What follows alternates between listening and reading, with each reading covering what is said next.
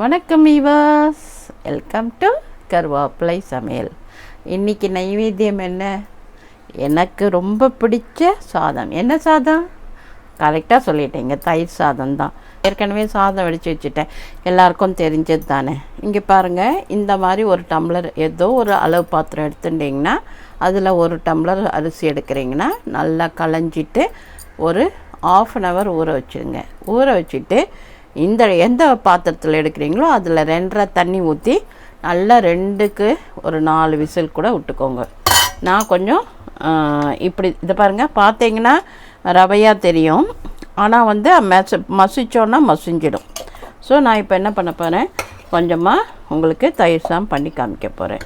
தயிர் சாதம் மாத்திரம் நம்ம பண்ணும்போது பால் ஊற்றலாம், ஆனால் தயிர் ஊற்றும்போது நம்ம சாப்பிடும்போது தயிர் ஊற்றிண்டா புளிக்காது, நல்லாயிருக்கும். உப்பு கூட போட்டுக்கலாம், தப்பு கிடையாது. ஆனால் உப்பு போட்டு தயிரும் நிறையா ஊற்றிட்டோன்னா நம்ம இப்போ பண்ணுறோம் 10 மணிக்கு 1 மணிக்கு தான் சாப்பிட்றோன்னா கண்டிப்பாக பயங்கரமாக புளிக்கணும். ஸோ அப்படி புளிக்காமல் இருக்கணும் அப்படின்னா தயிர் 1 ஸ்பூன் சேர்த்து சும்மா பிசைஞ்சு வச்சுருங்க. அதுக்கப்புறமா என்ன பண்ணுங்க, எப்படி மசிச்சிருக்கேன் பார், தெரியறதா? இந்த மாதிரி மசிச்சுக்கணும். இந்த மசிக்கும்போது இது கெட்டியாக ஆகாமல் இருக்கணும்ல. உனக்கு ஒரு சாதம் வெடித்த உடனே உதிரியாக இருக்கணும்னா என்ன பண்ணுவோம், ஒன்றோட சேராமல் அப்படியே இதாக இருக்கக்கூடாதுன்னா கொஞ்சம் எண்ணெய் ஊற்றுவோம், நெய் ஊற்றுவோம், ஏதோ ஊற்றுவோம். அந்த மாதிரி இதுவும் சேர்ந்து ஒட்டிக்கூடாதுல்ல, அதுக்காக நம்ம என்ன பண்ணுறோம், கொஞ்சமாக வெண்ணெய் சேர்க்குறோம். வெண்ணெய் சேர்த்தோன்னா அது ஒரு பைண்டிங் ஏஜென்ட் மாதிரி இருக்கும், ஒன்றோட சேர்ந்து அப்படியே மொத்தையாக உழாத மாதிரி அதை நம்மளை பார்த்துக்கும். அதே சமயத்தில் டேஸ்ட்டும் ரொம்ப எம்மியாக இருக்கும். ஏன்னா தயிர் பால்லேருந்து தானே வருது வெண்ணெய். அதனால் நம்ம வெண்ணெயை போட்டு ஜம்முன்னு இந்த சூட்டில் தான் பசைஞ்சிக்கணும். ஏன்னா பாருங்கள், நான் சாதம் வடித்து ஆயிடுச்சு, 1/2 hour மேலே ஆச்சு. ஆனால் இப்போயும் அதுலேருந்து ஆவி பறக்குது, நல்ல சூடு இருக்குது. ஸோ நான் எவ்வளோ எடுத்திருக்கேன், இந்த சாதம்னா 1 டம்ளர் அரிசி எடுத்ததுக்கு நான் ஒரு 1.5 ஸ்பூன் வெண்ணெய் போட்டிருக்கேன்.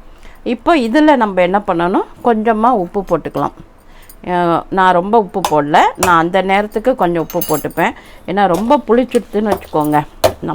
எங்கள் ஆற்றுல எங்கள் ஹஸ்பண்ட் இருக்கார் பாருங்க, ஆகாசத்துக்கும் பூமிக்கும் குதிப்பார். ஸோ இதை எடுத்துட்டு தாளித்து கொட்ட போகிறேன். அதுக்கு நான் என்ன பண்ணுறேன், அதுக்கும் வெண்ணெயை தான் சேர்க்குறேன் நான். ஏன்னா நெய் மாதிரி வாசனை வரும், ஆனால் நல்லாயிருக்கும். ஏன்னா பால், தயிர், வெண்ணெய், நெய் எல்லாமே ஒன்றுலேருந்து தான் வருது, பால்லேருந்து. ஸோ நான் அதனால் வெண்ணெயே போட்டுடுவேன்.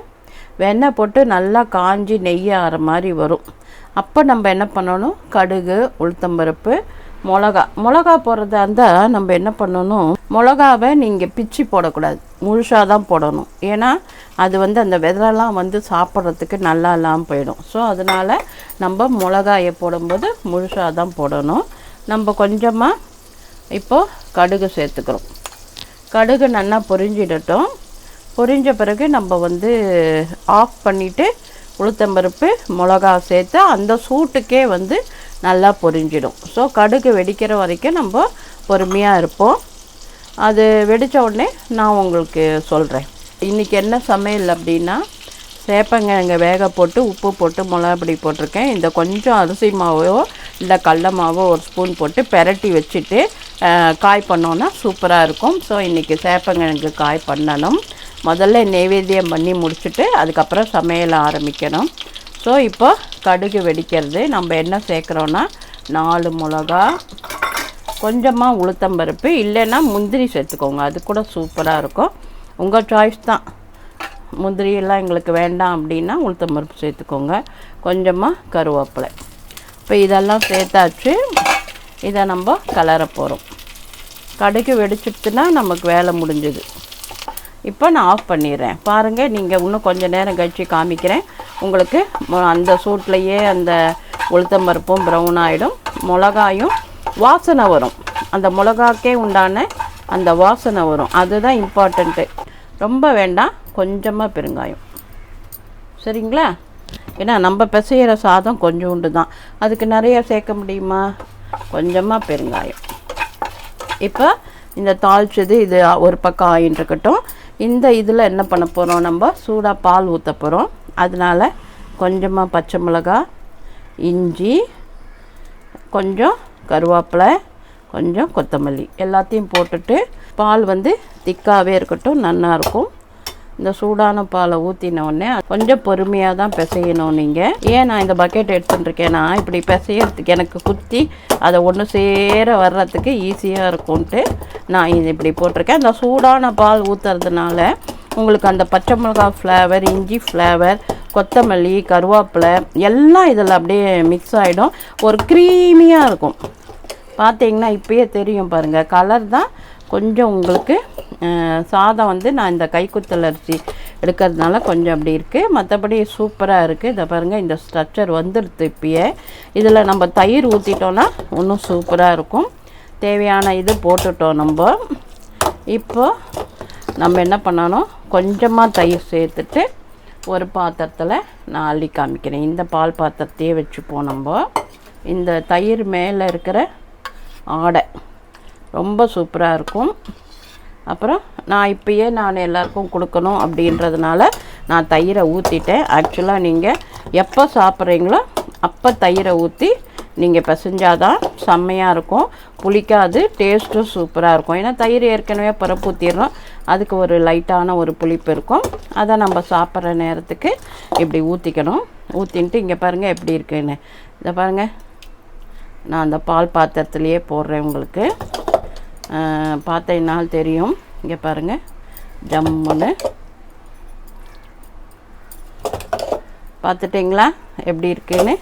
இப்போ நம்ம என்ன பண்ண போகிறோம், இதுக்கு மேலே கொஞ்சம் கொத்தமல்லி, கொஞ்சம் பச்சை மிளகாய் எல்லாம் போட்டுட்டு இந்த தாளிச்சி கொட்டணும் இல்லையா, இதை இது மேலே சேர்க்க போகிறோம்.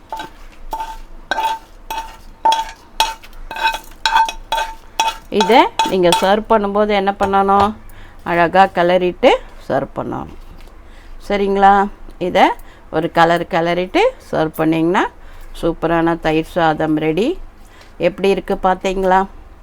தயிர் சாதம் பார்த்துட்டு சொல்லுங்கள் எப்படி இருக்குன்னு. பாருங்கள், சூப்பராக இருக்கா? பிடிச்சிருக்கா? ஸோ இந்த தயிர் சாதம் இன்றைக்கி நம்மளோட அம்மாவுக்கு நைவேத்தியம். சரியா? இப்போ நைவேத்தியம் பண்ணிடலாமா? இன்றைக்கி பகவானுக்கு தயிர் சாதம் நைவேத்தியம். என்ன உமாச்சி, ஓகேவா? நீங்கள் சாப்பிட்டுட்டு எங்களுக்கு சூப்பர் பிரசாதமாக கொடுத்துருங்க. ஸோ இன்றைக்கி நான் பிரசாதம் நைவேத்தியம் பண்ணிட்டேன். தயிர் சாதம் என்னோடய செடிலாம் கூட ஓரளவுக்கு நல்லா வளர்ந்துருக்குப்பா. சூப்பராக. அங்கே பார்த்தியா? யமி. எனக்கு ரொம்ப பிடிக்கும் செடி வளர்ந்தா. செடி ரொம்ப நன்னாவே வளர்ந்துருக்கு. இன்னும் கொஞ்ச நாளில், இன்னும் 2 நாளில் பெரிய ஒரு புதர் மாதிரி ஆகிடும் சூப்பராக. ஸோ எனக்கு அது ரொம்ப பிடிச்சிடுது. இப்போ நைவேத்தியம் எடுத்து அம்மாச்சிக்கு நமஸ்காரம் பண்ணிவிட்டு, நம்மளோட கோரிக்கை என்ன, அவங்களே பார்த்து எல்லாம் பண்ணி கொடுப்பா, அவ்வளோதான். சரி, அதோடு என்ன பண்ணணும், நீங்களும் செஞ்சு பார்க்கணும், ஷேர் பண்ணணும், லைக் பண்ணணும், கமெண்ட் பண்ணணும். செஞ்சு பார்த்துட்டு டேஸ்ட் எப்படி இருந்தது. சப்போஸ் உங்களுக்கு வெண்ணெய் வேண்டான்னா தேங்காய் எண்ணெயோ கடலெண்ணெயோ இல்லை ரிஃபைண்ட் ஆயிலோ நீங்கள் யூஸ் பண்ணலாம். ஆனால் தயிர் சாதம் சர்வ் பண்ணும்போது நீங்கள் கண்டிப்பாக அந்த நேரத்துக்கு தயிர் ஊற்றி நீங்கள் சர்வ் பண்ணுங்கள். ரொம்ப நல்லாயிருக்கும். இன்றைய பிரசாதம் நைவேத்தியம் செய்யப்பட்டு விட்டது. உங்கள் எல்லாருக்கும் பிடிச்சிருக்கும்னு நினைக்கிறேன். பிடிச்சிருந்தா என்ன பண்ணணும், ஷேர் பண்ணணும், செஞ்சு பார்க்கணும். ஸோ ஆரோக்கியமாக இருப்போம், ஆரோக்கியமாக சாப்பிடுவோம். நன்றி, வாழ்த்துக்கள்.